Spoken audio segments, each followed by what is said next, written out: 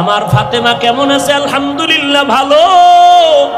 জবাব দিয়েছে আপনার কলিজার টুকরা ফাতেমা। কি জবাব? ফাতেমা বলেছে, নবী, সারা দুনিয়ার নারীদের জন্য শ্রেষ্ঠ গুণ হলো চেহারাটা অন্যের বেগানার নজর থেকে নিজের চেহারা বাঁচাইয়া রাখা। ফাতেমা ইন্তেকালের আগে কয়, আলী, দুনিয়াতে কোনো বেগানায় আমি ফাতেমার দেহটা পর্যন্ত দেখে নাই। আমার মরণ হয়ে যাবে ভাব, আমারে ঘরের মধ্যে দ্রুত গতিতে জানাজা পড়ায় দাফন করো, বা বাইরে লাশটা নামাবা না। বাইরের লোকগুলো দেখিয়া আমার কাফনের উপর দিয়ে আমার দেহটা দেখা বলবে, নবীর কন্যা এত বড় লম্বা, এত মোটা ছিল, দরকার নাই, আমার জানাজা ঘরের মধ্যে কমপ্লিট করে দাফন করে দিও। এরে আম্মা জান, আপনারা তো ফাতেমা রাদিয়াল্লাহু আনহার মতো নারী, ফাতেমা যদি পারে আপনি কেন পারবেন না? পারার পরেও দেখেন ফাতেমার উপরে কেমন হুঁশিয়ারি সংকেত। আলান নবী সাল্লাল্লাহু আলাইহি ওয়াসাল্লাম, ইয়া ফাতেমাতু আনকিজি নাফসাকে মিনান নার। নবীর ইন্তেকালের 6 মাস আগে ফাতেমাকে নবী ডেকে বলেন, ও ফাতেমা, আমি তোমারে কত আদর করি, বুঝানো যায় না রে ফাতেমা। আমি যদি কোথাও যাই তোমার থেকে শেষে বিদায় নেই, কোথাও থেকে আসলে আগে তোমার কাছে দেখা করি। কিন্তু ফাতেমা বিদায়ের আগে বলে গেলাম, নিজেকে জাহান্নামের আগুন থেকে বাঁচাইয়া কবরে যাইও। কবরে গিয়া যদি নেক আমল দেখাইতে না পারো, কোনো উপায় হবে না।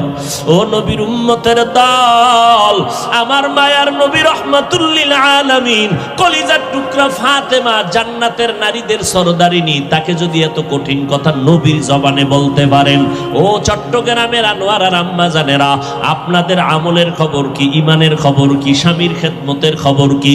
সন্তানের হক কি পরিমাণ আদায় করেছেন? আম্মাজান পর্দা কতটুকু রক্ষা করতে পেরেছেন?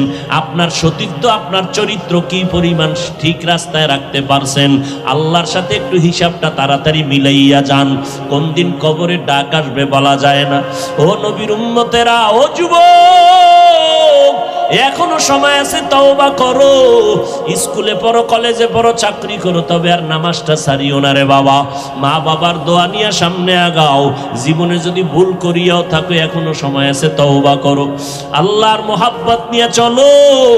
আজকে তোমার মতো স্বাধীন চিন্তা করিয়া যদি আমি Hafizur Rahman pant shirt tie লাগাইয়া রাস্তায় চলতাম, কেউ আমারে বাধা দিত না। টুপিটা মাথায় দেওয়ার কারণে মাথা গরম লাগে, এরপরও কেন টুপি ফালাই না? দাড়ির কারণে যৌবনের ভাব চলে যায়, তারপরও কেন দাড়ি ফালাই না? লম্বা জামার কারণে শরীরটা গরম লাগে, তারপরও কেন ফালাই না? ও বাবা, এই টুপি দাড়ির কারণে কত মানুষ আমারে গালি দেয়, এরপরও কেন এই রাস্তা ছাড়ি না রে বাবা? শীতের মধ্যে ঠান্ডা পানি দিয়া ফজরের নামাজটা পড়তে ওযু বানায় কত কষ্ট, এটার বলার ভাষা নাই, এরপরও কেন নামাজ ছাড়ি না রে বাবা? একটাই কারণ, আল্লাহর নবীর হাতে গড়া সাহাবায়ে কেরাম জান্নাতের টিকিট পাইছেন আবু বকর সিদ্দিক, এরপরও নামাজে দাঁড়াইয়া দাঁড়াইয়া কান্না করতেন সারাটা জিন্দেগি। ওমরে ফারুকের মতো বান্দা জান্নাতের টিকিট পাইয়াও জীবনটা ভর কান্না করে গেলেন জাহান্নামের আযাবের ভয়। এমনকি আপনার আমার নবী, যে নবীর কোনো গুনাহ নাই, জিন্দা নবী, হায়াতুন নবী, আজও মদিনাতুল মুনাওয়ারা রওজা পাকের মধ্যে নবী জিন্দা, উম্মতের খবর নিতেছেন। যেই নবী এত জীবন কষ্ট করলেন, উম্মতের সারিয়া আসমানে যান নাই, ওই নবী আম্মা জান আয়েশা বলেন, দেখি আমার রুমের মধ্যে বসে বসে কান্না করেন। আম্মা জান আয়েশা বলে, নবী কেন কাঁদেন? আমি আয়েশা কোনো বেয়াদবি করে ফেললাম নাকি? নবী কয়েন, না রে আয়েশা, তুমি বেয়াদবি কেন করবা? আম্মা জান আয়েশা বলেন, নবী আমার বয়স তো অনেক কম, আমার বেয়াদবি অজান্তে হতে পারে। আমার 6 বছর বয়সে আপনার সাথে বিয়ের বন্ধন হইল, 9 বছর বয়সে আমি আয়েশা আপনার ঘরে আসলাম। আম্মা জান আয়েশার 18 বছর যখন বয়স, তখন আমার নবী দুনিয়া থেকে বিদায় হয়ে চলে গেলেন। ও আম্মা জানেরা, মাত্র আম্মা জান আয়েশা নবীর ঘর করেছেন 9 বছর। 18 বছরের একজন নারী আম্মা জান আয়েশা, বেশি বয়স হয় নাই, নবীর ঘর করলেন মাত্র 9 বছর।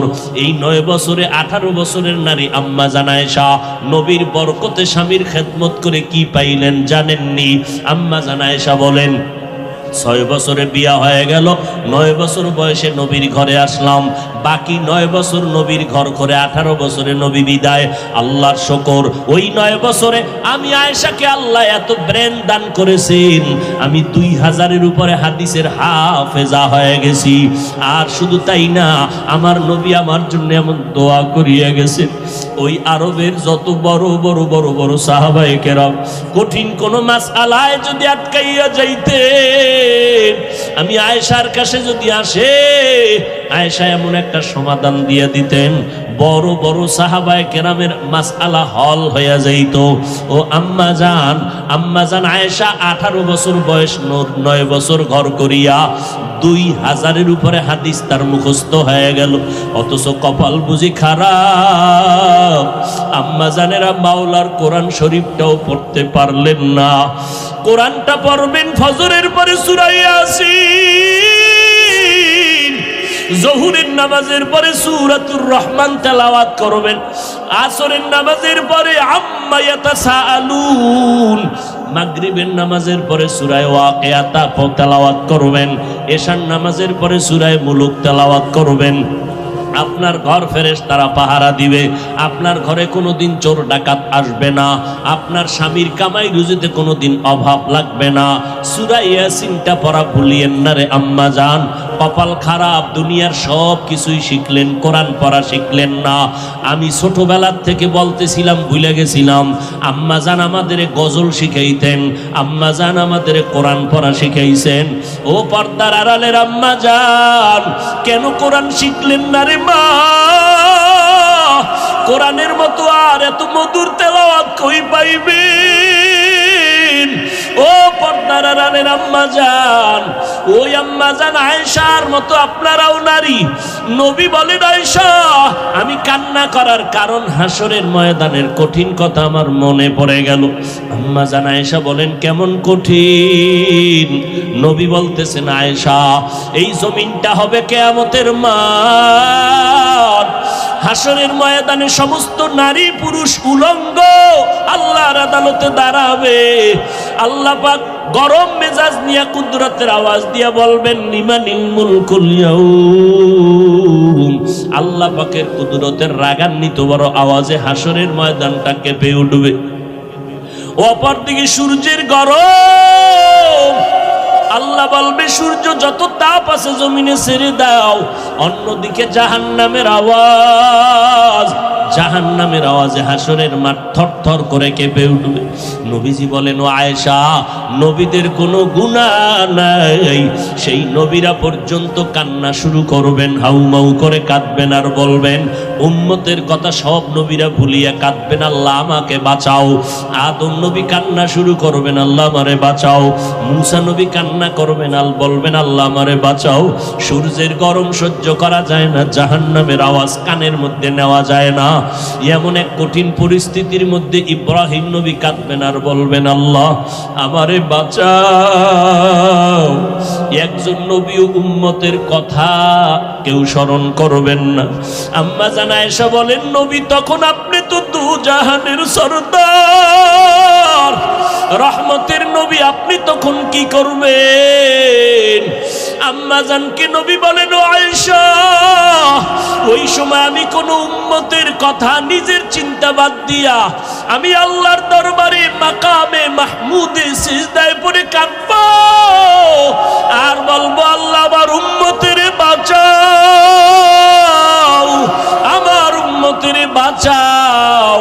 আমি একবারও আমাকে বাঁচানোর কথা বলবো না, আমি আমার মেয়েকে বাঁচাও বলবো না, আমি আমার স্ত্রীকে বাঁচাও বলবো না, আমি বলবো, আল্লাহ আমার উম্মতের বাঁচাও। আম্মা জান আয়েশা বলেন, আপনার কান্নার পরে কি হবে? আল্লাহ বা নবী বলেন, ও আয়েশা তখন আমার আল্লাহর অন্তরে মায়ার জোশ আসিয়া যাবে। আমার আল্লাহ বলবে, নবী আপনি মোটেও কাঁদবেন না, মাথা উঁচু করেন, আপনাকে আমি এখনই সুযোগ দিচ্ছি রে নবী, আপনার একটা উম্মত আমি জাহান্নামে দিব না। আপনি বাঁচিয়া বাঁচিয়া এই কোটি মানুষের মধ্য থেকে উম্মতগুলো জান্নাতের দিকে নিয়ে যান। আম্মা জান বলেন, নবী তখন আপনি কি করবেন? নবী বলেন, আমি কোটি কোটি মানুষের মধ্যে উম্মতগুলো বাঁচিয়া আরশে আজিমের নিচে নিয়ে বসাবো। আল্লাহর নবীর প্রশ্নের কথায় আম্মা জান আয়েশা বলেন, নবী নবী, কোটি কোটি মানুষের মধ্যে আপনি উম্মত গুলো চিনবেন কি করে? আল্লাহর নবী বলেন, ও আয়েশা, দুনিয়াতে আমার উম্মতেরা 5 বেলার ওযু বানাইয়া যারা নামাজ আদায় করত, কিয়ামতের দিন ওই ওযুর অঙ্গগুলো নূরের আলোর দ্বারা ঝলমল করতে থাকবে। আমি নবী দেখে দেখে ধরে ধরে জান্নাতের দরজায় নিয়ে যাব। কিন্তু নবী নিজে নিয়া কাউসারের পানি নিজের হাতে পান করাবেন, লাইনে দাঁড় করায়া। হঠাৎ দেখবে একটা পর্দা পড়িয়া গেছে, উম্মত পর্দার বাইরে। হঠাৎ নবী দেখে বলবো, ফেরেশতা, আমার উম্মত এখনো লাইনে দাঁড়ানো, পর্দা ফালাইলা, কাউসারের পানি কি দিব না? ফেরেশতারা বলবে, নবী, এই উম্মতগুলো আসলে আপনার দাবি করলো, আসলে হাকিকতে আপনার দুশমন। এরা আপনার উম্মত দাবি করিয়া নামাজ পড়ে নাই, আপনার উম্মত দাবি করত হালাল খায় নাই, আপনার উম্মত দাবি করিয়া পর্দা করে নাই, বরং আপনার সুন্নতের জবাই করত। ওলামায়ে কেরাম পায়ে ধরিয়া বলার পরও তারা সঠিক পথে চলে নাই। নবী রাগান্বিত হইয়া বলবেন, সোহকান সোহকা, এ আমার উম্মতেরা, তোমরা তাড়াতাড়ি ভেগে যাও। আমি আজকে তোমার এই কর্মকাণ্ডে স্বীকার করে নিলাম, আমি তোমার নবী না, তোমরা আমার উম্মত না। ও এলাকার মুসলমান যুবক ও বৃদ্ধ বাবাজি ও পর্দার আড়ালের আম্মা যান, আল্লাহর নবী যখন বলবে ভেগে যাও, ওই কাতারে না জানি আমি পড়িয়া যাই। যদি আমি পড়িয়া যাই, জাহান্নামের আগুন ছাড়া কিছুই হবে না রে বাবা। দুনিয়ার গরম সইতে পারো না, জাহান্নামের গরম কেমনে সহ্য করবা? ও যুবক, আমি বলি না তুমি আমাগো মতো হুজুর হও, স্কুল কলেজে চাকরি ব্যবসা করে নামাজটা ছাড়িও না। বলবা কেমনে পারি? একটু নজর করে দেখো, তোমার মতো কত যুবক নামাজ পড়ে, স্কুলে পড়ে, অভাব নাই। একটু নিজেরে বুঝাও, তুমি কেন পারবা না? ও পর্দার আড়ালের মা বোনেরা, আপনাদের মতো মা এখনো এলাকায় ঘুরলে দেখবেন 5 ওয়াক্ত নামাজের অভাব নাই। এমনকি ভোর রাত্রি উঠিয়া তাহাজ্জুদের নামাজটাও তারা আদায় করে। ও বোনেরা, ও যুবকেরা, তোমার মতো যুবক রাস্তায় গাড়ি চালায়, নামাজ ছাড়ে না, নদীর মধ্যে মাছ ধরে, নামাজ ছাড়ে না। বলো বাবা, তুমি কেন পারবা না? তোমার উপরে বুঝি আমার আল্লাহ বেজার। আমার আল্লাহ বেজার হওয়ার কারণে তোমার আজকে কোনো বয়ানেও দিলটা নরম হয় না। মোনাজাতে দেখো কত মানুষের চোখে পানি, কত যুবক কাঁদে, তোমার চোখে কেন পানি আসে না রে বাবা? আল্লাহর কাছে এখনো সময় আছে, তওবা করো। আল্লাহ তওবার দরজা দিয়ে ডাকতেছেন, বান্দা, জীবন ভর যত অন্যায় করেছো তোর মা জানে না, আমি আল্লাহ জানি। তোর মা বাবায় খবর জানে না তুই কত গুনাহ করছো, আমি আল্লাহ সব জানি। জানার পরেও খানা বন্ধ করি নাই, পানি বন্ধ করি নাই, বরং আমি আল্লাহ ডাকতেছি, তওবা কর, আমি আল্লাহ তোর জীবনের গুনাহ মাফ করে দিব। ও যুবকেরা, বৃদ্ধ বাবাজি, পর্দার আড়ালের মা বোনেরা, আজকে থেকে আমার মাওলাকে মনে মনে ডাকো আর বলো, আল্লাহ, এই জীবনে অপরাধ করলাম, আজকে থেকে আর নামাজ ছাড়বো না, বেপরদায় চলবো না, মা বাবারে কষ্ট দিব না, ওলামায়ে কেরামের বিরোধিতা করে গুনাহগার হব না, নবীর সুন্নাত অনুযায়ী চলবো, 5 ওয়াক্ত নামাজ পড়বো, কোনো মানুষের উপরে জুলুম করব না, জবান দিয়া গীবত শিকায়াত মিথ্যা কথা গালাগালি করব না, ওলামায়ে কেরামের দোয়া নিয়ে চলার চেষ্টা করব, নবীর তরিকা মতে ব্যবসা বাণিজ্য লেখাপড়া করব। তওবা করার যদি নিয়ত হয়, মুনাফিকি যদি না থাকে, খাঁটি তওবার নিয়তে দুটো হাত আল্লাহকে দেখাইয়া দাও। আল্লাহ হাতগুলো কবুল করে নেন, তওবা কবুল করে নেন, তওবার উপরে মজবুত হইয়া চলার মতো তৌফিক দান করেন, আমিন। আমার নবীর আদর্শের মালা কেন তুমি গলায় লাগাইবা না? মদিনার নবীর রেখে যাওয়া আদর্শ এত সুন্দর। মক্কার জমিনে যখন নবী আসলেন, মক্কার মানুষ ছিল সৃষ্টির নিকৃষ্ট, খারাপ। এত বড় খারাপ মক্কার মধ্যে কোনো মানুষ ছিল না। কিন্তু সেই মানুষগুলো রাহমাতুল লিল আলামিনের মোহাব্বতের আদর্শ যখন গ্রহণ করা শুরু করলো, এদেরকে আল্লাহ এত পরিমাণ সম্মান দান করেছেন, আল্লাহ জান্নাতের টিকিট পাঠায় কয়, নবী জানায় দেন এরা বিনা হিসাবে জান্নাতি। আপনারাও বিনা হিসাবে জান্নাতি হয়েছেন নি? 2-1 কেন? পিসাব কোনো টিকিট দেয় না? কি বলে পিসাব যদি টিকিট দিতে না পারে কি এর ভি?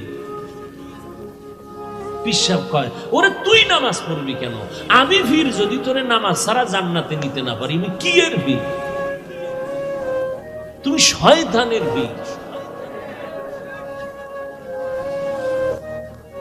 আমার নবীর থেকে বড় বিশ্বের নাম কি? কথা বল। আমগো নবীর থেকে বড় পীর নাই? আন্দাজি কইবে না, রয়ে গেল। আসলেই নাই। আমার নবীর থেকে দামি কোনো পীর, আমার নবীর মাজার শরীফ থেকে দামি কোনো মাজার। যে বলবে সাথে সাথে বেঈমান, যে বলবে নবীর মাজার থেকে অমুকের মাজার দামি, সাথে সাথে।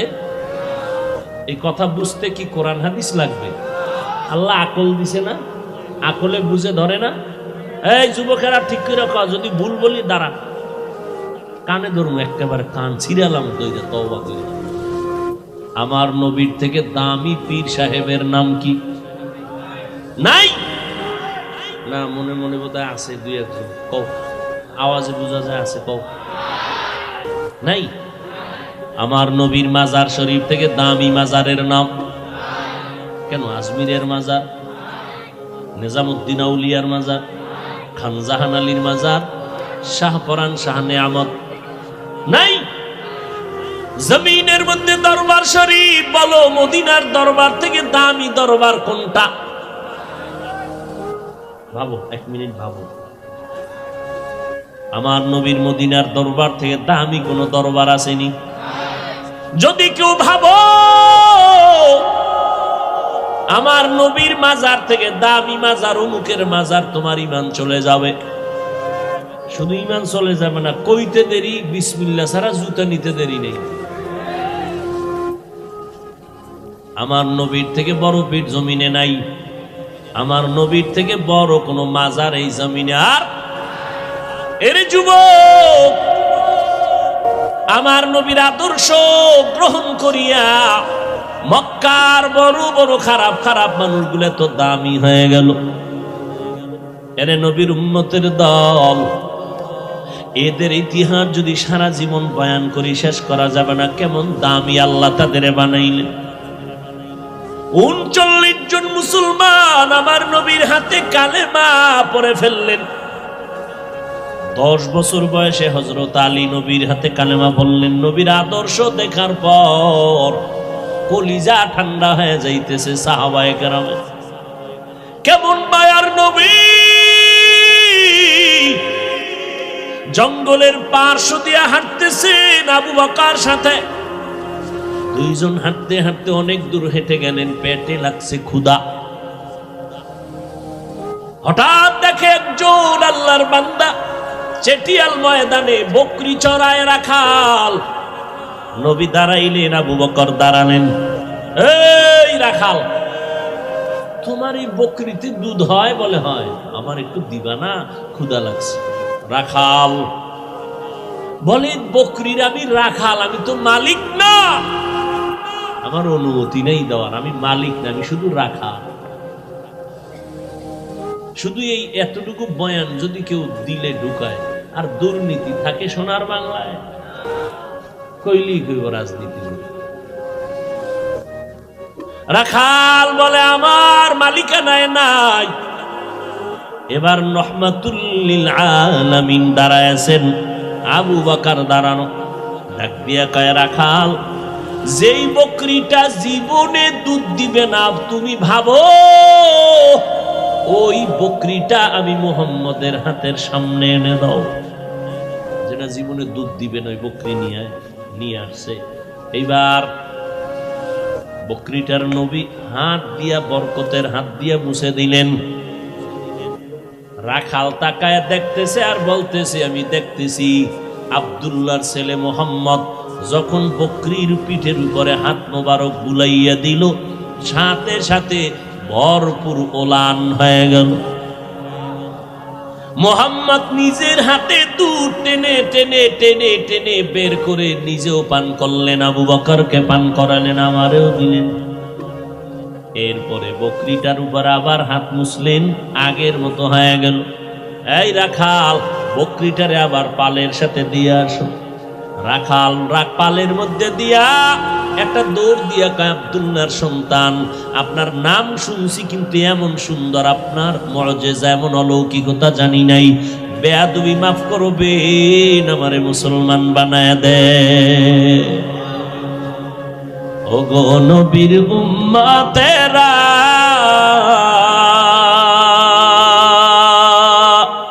হয়ে আজি দিশাহারা,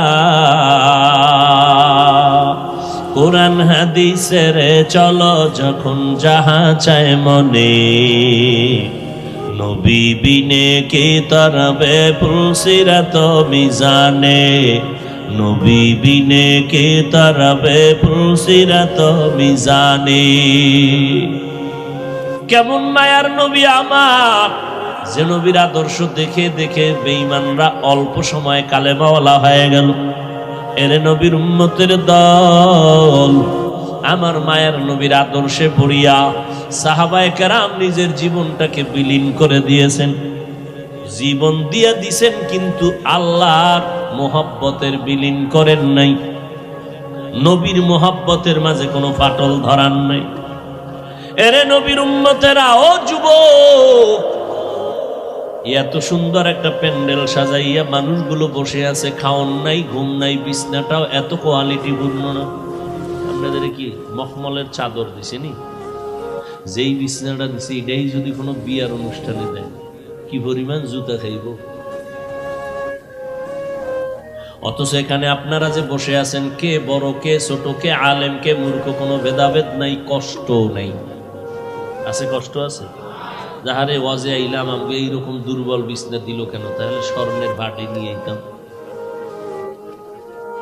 এতগুলো মানুষ কোন খানা পাবে এর কোনো নিশ্চয়তা নাই, খাওয়ানোর লোভেও বসে নাই। বসেন কি আবার উটের গোশত দেওয়া হবে?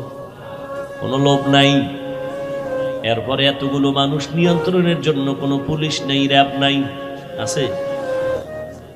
কোন চুপচাপ বসে আছে, কে এদের বসায় রাখলো? এর পেছনে অবশ্যই কোনো নিয়ন্ত্রণ চলতেছে। ওই আল্লাহকে চিনো। এত সুন্দর অবস্থা দেখাই বেঈমানেরা কালেমা পড়ে। আমগো ধর্মের মধ্যে এমন কোন সিস্টেমই নেই।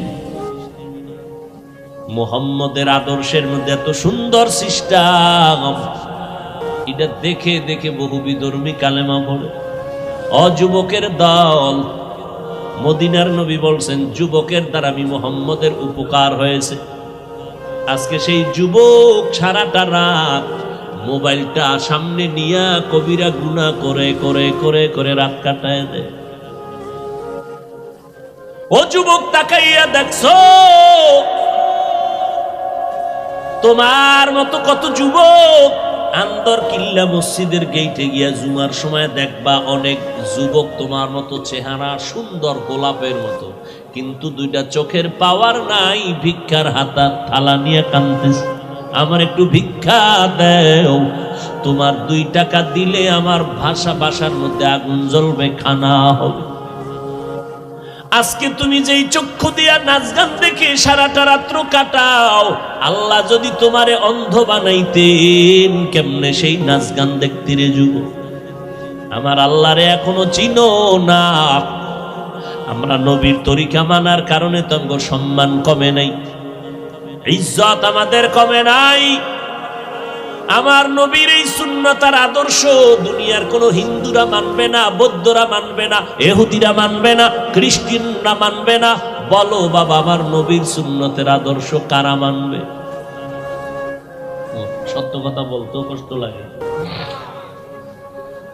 তুমি মুসলমান হইয়া থাকলে নবীর আদর্শ কেন মানো না?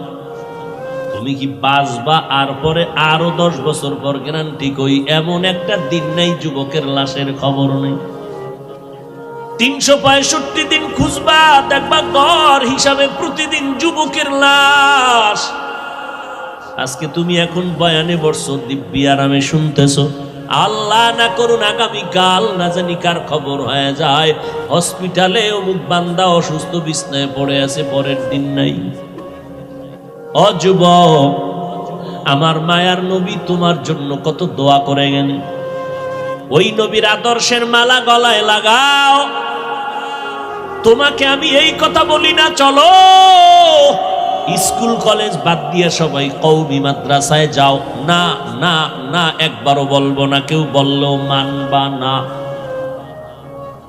ও যুবক, আমি এ কথা বলি না, পাঁচকুল্লি মাথায় দাও, তাবলিগে যাও, চরমনাই যাও, হাটাজারি যাও, দেওবন্দীদের কাছে যাও, তাও বলবো না। স্কুল সারিয়া মাদ্রাসায় আসো, তাও বলবো না। বরং আমি তোমার পক্ষে বলে গেলাম, এ যুবক, স্কুল সারবানা, কলেজ সারবানা, ভার্সিটির পড়া সারবানা, ডাক্তার হও, আমি দোয়া করি ইঞ্জিনিয়ার হও, তুমি একজন বড় প্রফেসর হয়ে যাও, একজন ভালো ডাক্তার হয়ে যাও। ও বাবা, তুমি ডাক্তার হও, আমার কোনো দুঃখ নাই, বরং দোয়া করি আমার মাদ্রাসায় মাওলানা মুফতি হওয়ার জন্য ছাত্রের অভাব নাই, কিন্তু আমার দেশে আদর্শ ডাক্তারের অভাব, আদর্শ ইঞ্জিনিয়ারের অভাব, আদর্শ একজন প্রফেসরের অভাব। ও বান্দা, তুমি মাদ্রাসায় দরকার নাই, তুমি তোমার লাইনে থাকিয়া তুমি আদর্শওয়ালা হয়ে যাও। স্কুল কলেজে পড়িয়াও তুমি আদর্শ ডাক্তার হও, ইঞ্জিনিয়ার হও, তবে বেয়াদব হইবা না। তোমার আচরণে যেন কোনো আলেম কষ্ট না পায়, তোমার ব্যবহারে যেন মুরব্বীরা কষ্ট না পায়, তোমার ব্যবহারে যেন কোনো মা বাবা, তোমার বন্ধুরা কষ্ট না পায়, তোমার আচরণে যেন অন্য সন্তান খারাপ হয়ে না যায়। ও যুবকের জন্য দরকার তোমার দোয়া, আর দোয়ার মধ্যে তোমার সব থেকে দামি দোয়া হলো তোমার মা বাবার দোয়া। তোমার মায়ের দোয়া নাও, বাবার দোয়া নাও। মা বাবার দোয়া করতে দেরি আর সে আজিমে যাইতে কোনো পর্দা থাকে না রে বাবা। অনেক সন্তানের বাবারা মায়েরা বারবার চিঠি দেয়, দোয়া চায়, হুজুর আমার সন্তানটার জন্য দোয়া করবেন, লাইনে নেই।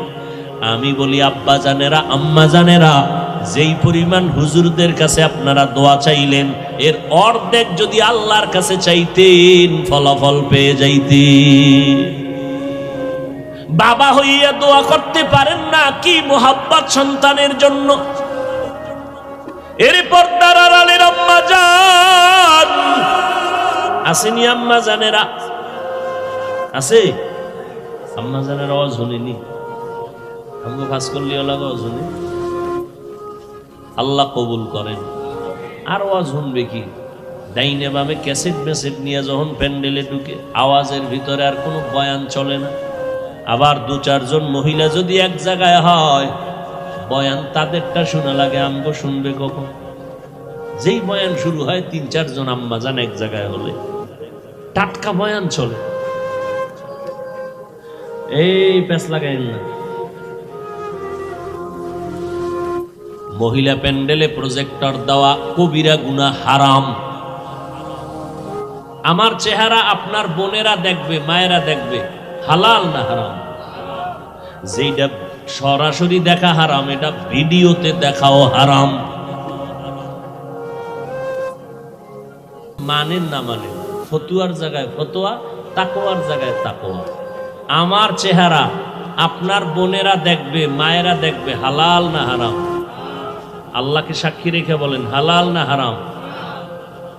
যেটা সরাসরি দেখা হারাম, তা ভিডিওতে দেখাও হারাম। যত গুনাহ হবে সব কমিটি। হেদায়েতের ওয়াজ কি বলবো, আমাদের বহু বুজুর্গরা ওয়াজই এখন বন্ধ করে দিতেছেন। হেদায়েতের ওয়াজ দিয়া সব ডাইরেক্ট কবিরা গুনাহ। ওয়াজ দিছেন হেদায়েতের, মার্কেট করবেন কেন? আবার দোকান দিছেন, মহিলা সেখানে বেপরদায় দোকানে ঢুকবে কেন? এমন দোকান দিবেন কেন? যুবতীরাও ঘুরে, যুবকেরাও ঘুরে ওয়াজের মার্কেটে। এদিক দিয়া সওয়াব, ওদিক দিয়া গুনাহ, প্লাস আর মাইনাস। আল্লাহর কসম একবার, আল্লাহর কসম দুইবার, আল্লাহর কসম তিনবার। সরাসরি আমাকে দেখা যেমন কবিরা গুনাহ, এটা আমাকে ভিডিওতে দেখলেও কবিরা গুনাহ। ওই কক্সবাজার কালকে গেলাম টেকনাফ, হ্যাঁ দেখলাম বক্তা গো ছবি দিয়া পোস্টার। আমি তো কেয়ামত আইতে আর দূর কত, কেয়ামতটার কত দূরে। মাস্তানি, শুধু মাস্তানি। এ অমুক এলাকায় ওয়াজ দেশে কয়দিন? কয়েকদিন। খেলা কারে কয়? আমরা দিব 2 দিন। এ অমুক জায়গায় বক্তা আনছে, কারে? কয় হাজার টাকা? কয় 30। আমরা 1 লাখ টাকার বক্তা আনি, খেলা জমায় দেয়। খেলাই জমতেছে, হেদায়াত চলে যাচ্ছে। খেলাই জমতেছে, হেদায়াত চলে যাচ্ছে। কান্নার বয়ান নাই, তওবার চিন্তা নাই, ওয়াজের প্যান্ডেলে বসেও কবিরা গুনাহ। কে শুনবে হক কথা, কে বলবে হক কথা? আমি যদি বলি আর জীবনে দাওয়াত দেব, কে বলবে? এই যে এতগুলো ক্যামেরা, নিষেধ করছি কে রেকর্ড করবি না, কোন ভেজাল লাগাই দিন, একটু শান্তিতে আছি, এটার দিবি শেষ করে। তো কয়েকটারে তওবা করাইয়া, আমার পোশাক টোশাক পরাইয়া, এরপরে মুরিদ টুরিদ বানাইয়া, এরপরে বসাইছি যে এই লাইনে যদি আও তা আশা আছে এই পোশাক পইরা বেঈমানি করবে না। আমার এই পোশাক পইরা কেউ আলেমদের পিছনে বেঈমানি করবে না। 100 ইনশাআল্লাহ, আল্লাহর উপর ভরসা। অতএব যারা বেঈমানি করার নিয়ত আছে, ওরা আমার এই পোশাক পইরা রেকর্ডিং এ আসবেও না। আমি যদি কইতাম এই সব খোল, তাই কাল শুরু হয়ে যেত। আমি গাড়িতে ওঠার আগেই বরকত শুরু হয়ে যেত। কে কত বিরোধিতা করতে পারে? আল্লাহ মাফ করেন।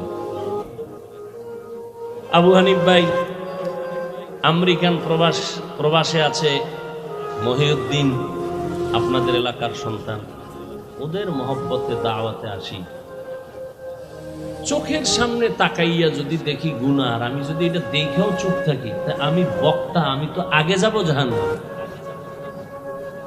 বহু শ্রোতারা দেখবে বক্তার হাতে জাহান্নামের হ্যান্ডকাপ। কিও হুজুর কই যান? কয়ে জাহান্নামে যাইতেছে আমু পরে, পিঠা পাটা খাওয়ার পর। বিষয় কি? আরে আমি তোকে বয়ান দিছি, কানছস না? নামাজ পড়ছ? হ্যাঁ পড়ছি। আমি পড়ি নাই, আমি গাড়িতে উঠা বাসা পর্যন্ত ফেসবুকের মোরা খাবাইছিলাম, হজর টজর ভরি নাই। ওরে বেটা, আমি তো নিজে তাকায় দেখছি কত বক্তা বয়ানের পরে টুপি নাই, এরপরে গাড়ি তুইটা কি যে টানে ওইটার কইতে। আমি জানি এক বক্তা 100 কিলোমিটার গাড়ি চালাইয়া অজে গেছে। যাইতে যাইতে বয়ানের টাইম যায়, এশার নামাজের টাইমও পড়া লাগবে নামাজ। এবার একটার কি হুজুর নামাজ কই 48 মাইল গেলে মুসাফির 4 রাকাতের 2 রাকাত, আমি আইছি কত 100, আমার পুরো নামাজ। বক্তা আল্লাহ আমারে মাফ করেন, আপনাদেরও মাফ করেন। বখতিয়ার আবাবিল ইউথ অ্যাসোসিয়েশন, আমার এই কলিজার যুবকদের, আসলে এদের কোনো দোষ নেই। এরা তো আল্লাহকে চায়। আজকে এরা যদি এখানে কনসার্ট দিত, গান দিত, নায়ক নায়িকা কিছু করার ছিল? এরা সে আমেরিকার থেকে ভিসা ওকে করে, টাকা দিয়ে, ভাড়া দিয়ে, কত টাকা খরচ করে আসছে শুধু কোরআনের মহব্বতে, দ্বীনের মহব্বত। তো ব্যস্ত লাগাইছি আমরা হুজুরেরা। আমি কইছি প্রজেক্টর মহিলাদের প্যান্ডেলে দেওয়া হারাম। আমার চেহারা কোন মহিলা দেখবে ইচ্ছা করে, হারাম, কবিরা গুনাহ। কিন্তু আমার থেকে বড় হুজুর, টাইটেলওয়ালা, আমি তো লঙ্গি পরা 3rd ক্লাসের হুজুর, আমার নাম কে নেই, কে চিনে আমার? এরা যখন কইছে এটি সব জায়েজ, সব জায়েজ। ওই যে বললাম বক্তাগো ছবি দিয়া ই করা, গেট করা, পোস্টার করা। আমার যদি ছবি দিত, আমি দেখলি মাহফিল ক্যান্সেল, যাব না। আমি ফতুয়া মানি না, ফতুয়ার উপরে তাকওয়া, এটার উপরে চলার চেষ্টা করি। ইন্না আকরামাকুম ইনদাল্লাহি আতকাকুম। আমি যদি মানুষকে নামাজের বয়ান করি, আমি শুধু 5 ওয়াক্ত পড়লে হবে না। আমার নামাজের বয়ানে যদি উম্মতের মধ্যে অ্যাকশন শুরু করতে হয়, তাহলে আমি শুধু 5 ওয়াক্ত পড়লে অ্যাকশন হবে না। আমার পুরা তাহাজ্জুদ কইরা মাওলার কাছে কান্নাকাটি কইরা এরপরে অ্যাকশনের দরজায় ঢুকতে হবে। এত সোজা। পুলিশে আসামি দইরা থানায় নিয়ে কি ভিডায়, কোনো কান্দে না। আর ওয়াজের ভ্যান্ডেলে মানুষ কান্দে, ওরে ভিডায় কে? আর নিমক হারাম, তুমি সে কান্নার বিরুদ্ধে আবার কালা চশমার হুজুরে লাইভ দেয়, এত কান্দ না। নবী এত কাঁদেন না, লাইভ দেয় কালা চশমার হুজুর কান্নার বিরুদ্ধে। এজন্য রাসূল বলে গেছে, এই উম্মতেরা, দুনিয়াতে যদি কোনো খারাপ মানুষ দেখতে চাও, একদল চূড়ান্ত খারাপ হবে, তারা ওলামা। আর যদি ভালো মানুষ দেখতে চাও তাও হবে একদল ওলামা। বলে ওলামা চূড়ান্ত ভালো হইলে খারাপ কেন? চূড়ান্ত খাদ্য বিরিয়ানি, খারাপ হইলে ভান্তাবাতের মতো মূল্য নেই। চূড়ান্ত ভালো আলেম ভণ্ডামি করলে গাঞ্জাখোরের মতো দাম নেই।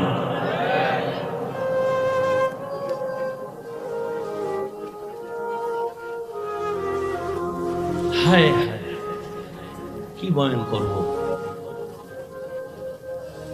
এক হুজুর বলতেছে কোরআন শরীফ পুরা মানা যাবে না, ভিতরে জাল আছে। দেখি আমি আমেরিকার খবর কইতেছি, সোনার বাংলার তাজা খবর। বিশাল বড় মাওলানা, হে কয় কোরআনের ভিতরে জাল। একজন কয় হুজুর কি পরিমাণ? কয় হাদিসের থেকেও বেশি জাল।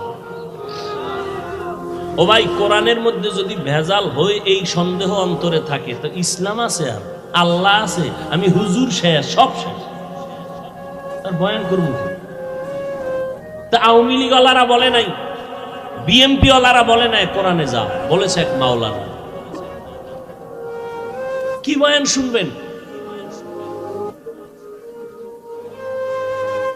কে বলবে এই কথা? বড় আফসোস, এখানে বয়ানে বসছেন একটু ঈমান তাজা করার জন্য। ভালো করে মনে রাখবেন, বলে গেলাম, মানেন আর না মানেন, আজীবনের জন্য কথাটা ঘরে লিখে রাখবেন। ভালো কাজ যদি আল্লাহর জন্য কাজ করতে গিয়ে যদি কোনো গুনার ভিতরে সামিল হয়, তাহলে ওই কাজে অ্যাকশন নয় রিয়াকশন হবে। এটা মনে রাখবেন, লিখে রাখবেন। কোনো ভালো কাজ করতে গিয়ে যদি অপরাধে জড়াইয়া যায়, মানে ভালো করার নিয়তে যদি অপরাধ কইরা ভালোর দিকে যায়, গুনায় শামিল হয়ে যদি কোনো নেক সাধন করতে চায়, তাহলে ওই নেক সাধন করে কোনো ফায়দা হবে না, রিয়াকশন হবে। ভালোটাকে ভালো সিস্টেমে করতে হবে। হাদিসও পড়ছি আজকে, লা তাআতা লি মাখলুকিন ফি মাসিয়াতিল খালিক। আল্লাহকে অসন্তুষ্ট করে পৃথিবীর কাউকে খুশি করা হারাম।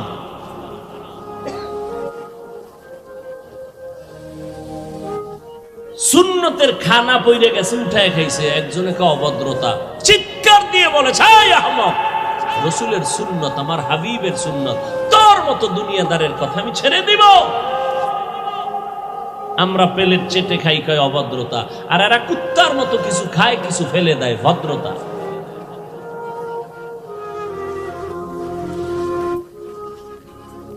পর্দার আড়ালের আম্মা জানেরা ভালো করে শুনেন, আপনারা নবীদের মা, সাহাবায়ে কেরামের মা, আউলিয়ায়ে কেরামের মা, হাফেজে কোরআনের মা, আরে আম্মা জান খাদিজা রাদিয়াল্লাহু আনহার মতো নারী, আপনারা আয়েশা রাদিয়াল্লাহু আনহার মতো নারী, আপনারা ফাতেমা রাদিয়াল্লাহু আনহার মতো নারী। এত মর্যাদা আল্লাহ আপনাদের দান করেছেন। আরে আম্মা জান, এই দুনিয়াতে যত ভালো ভালো সন্তান আসছে রে মা, চেয়ারম্যান সাহেবের ব্যবহার ভালো, ওসি সাহেব ভালো মানুষ, এসপি সাহেব বড় ভালো, খোদার কসম করে বলে গেলাম, যত ভালো ভালো বলছেন খোঁজ নিয়ে দেখবেন ওই বান্দার নিজস্ব কোনো বাহাদুরি না, ভালো মায়ের অবদান। মা ভালো, এই জন্য সন্তান ভালো হয়েছে। মায়ের আদর্শের কারণে একটা ডিসির ব্যবহার ভালো হয়ে গেছে। বাসায় গেলি মা তাড়াতাড়ি বুঝায়, এই বাবা, ডিসির চেয়ারে বসে অহংকারী করবি না। কত বাবায় সন্তানের বুঝায়, বাবা মইরে জামু, তুই তো ডিসি, তুই তো এসপি, খবরদার কোনো মানুষের উপরে জুলুম করবি না, এরকম বুঝায় না? হ্যাঁ, ওই মা বাবায় বুঝায়। আবার কিছু মা বাবা আছে কয়, যত পারো খাবি, আমগো কিছু দিবি। বুঝেন না কথা? এক জায়গায় ওয়াজে গেলাম, থানার ওসি এইসব বইয়া বয়া বয়ান শুনে, হুজুর আমি আপনার বয়ান শুনি, বড় ভক্ত। আর এক থানায় যখন ওজে রওনা দিলাম, রাস্তার মাঝে টেলিফোন, ওসি সাহেবকে আইয়েন না, আপনার ওয়াজ বন্ধ। দুজনই ওসি। বুঝেন না কথা? এরে যুবক, ও পর্দার আড়ালের আম্মা জান, কথা বলতে বড় ভয় লাগে, কি না জানি আবার তিল বানাইয়া তাল বানাইয়া কাও হাফিজ ভাইয়ের মধ্যে অহংকার বলতে চাই না। ও ভাই, ভুল তো হইতেই পারে, কিন্তু যদি শরীয়তের বিরুদ্ধে কোনো ভুল পাও আমাকে ধরায় দাও, আমি তোমার পায়ে চুমা খাইয়া তওবা করতে রাজি। কিন্তু যেটা দোষ না, এটারে দোষ বানাইয়া নিজে কবিরা গুনাহ করিও না। আমার বিরুদ্ধে যে যত লেখালেখি, আরে ভাই এত আমি বুঝাইতে পারলাম না সোনার বাংলাদেশের আলেম রে ভাই, আমি তো বাঘ না ভাল্লুক না, আমার দোষ কি বলো? কোরআন সুন্নাহর আলোকে কোনো দোষ থাকলে বলো, আমি জাতির সামনে ওপেন তওবা করব। পিছনে পিছনে কেন, পিছনে পিছনে কেন? আমি এমন কি কথা বলেছি যেটা শরীয়তের বিরুদ্ধে গেছে, ইসলামের বিরুদ্ধে গেছে? আমি যতটা আঘাত আক্রমণ বা যতটা ইনজেকশনের কথা বলেছি, প্রত্যেকটাই ওই দিন না পরের দিন বুঝছে ঠিকই বলেছি। কিন্তু যেই লোকটা সুদ খাইয়া মজা পাইছে, ওই লোকটা সুদের বিরুদ্ধে বয়ান শুনলে কষ্ট পাবে, এটাই স্বাভাবিক। যেই লোক বেপরদায় চলতে গিয়ে মজা পেয়েছে, ওই লোকটার সামনে বেপরদার বিরুদ্ধে বয়ান করলে স্বাভাবিক কষ্ট পাবে। ভাইরা আমার, ওই মা নিজের জীবনকে উৎসর্গ দিয়া সন্তানকে আদর্শওয়ালা বানায় গেছেন। এজন্য মাকে ইমাম গজালি বলেছেন, প্রত্যেকটা সন্তানের জন্য আদর্শ শিক্ষিকা হলো তার মা। ছোটবেলার থেকে মিয়া জীবনে কোনোদিন প্যান্ট শার্ট টাই তো পরে, জীবনে হাফ প্যান্ট আছে না জীবনে পরি না, বাবাই পরায় না। ওই ছোটবেলার থেকে পায়জামা লুঙ্গি আর এই গোল জামা, কোনোদিন কানি ভাড়া যে জামা আছে তাও পরায় না আমার বাবা। জীবনে দস্তারখান ছাড়া ভাত দেয় নাই। যদি দেখছে আমার বাবায় প্লেটের নিচে দস্তারখান নাই, ওই দিন মায়েরও সাইজ আমারও সাইজ, ভাত তো নাই কপালে। আমার বাবার অনেক দেখছেন না, খুব বুজুর্গ মানুষ, চোখের দিকে তাকান যায় না, মেজাজ গরম হয় না। মেজাজটা তখনই গরম হয় যদি রসুলের সুন্নতের উল্টাপাল্টা কিছু হয়। ভাইরা আমার, ভালো করে বুঝো, পর্দার আড়ালের আম্মা জান, আপনাদের এত সম্মান, সারা রাত যদি আপনাদের সম্মানের বয়ান করি শেষ করা যাবে না রে মা। এর আম্মা জান, আপনাদের কি একটু মনে চায় না একজন আলেমের মা হয়ে কবরে যাবেন, একজন হাফেজে কোরআনের আম্মা হয়ে কবরে যাবেন? আপনি মরে যাওয়ার পর আপনার জানাজার ইমামতি আপনার সন্তান করবে। জীবনে টাকা পয়সা নিয়ে তো কেউ কবরে যাইতে পারে না রে মা, দুনিয়ার ক্ষমতা নিয়ে কেউ কবরে যাইতে পারে না। ওরে যারা একটা আলেম রাইখে গেল, কোরআন পড়াইয়া গেল, ওই সন্তান মায়ের কবরের কিনারায় দাঁড়ায় দাঁড়ায় কোরআন পড়ে আর চোখ বেয়ে বেয়ে পানি ছেড়ে কান্না করে, ওই মায়ের জীবনটা কতই যে ধন্য। ও পর্দার আড়ালের আম্মা জানেরা, দুনিয়া কিছুই না রে মা। আপনি মরিয়া গেলে 5টা সাদা কাপড় পরাইয়া কবরে নিয়ে যাবে, কই এলাকার মহিলারা 2 দিন খবর নিয়ে আর আপনার নাম কেউ নিবে না।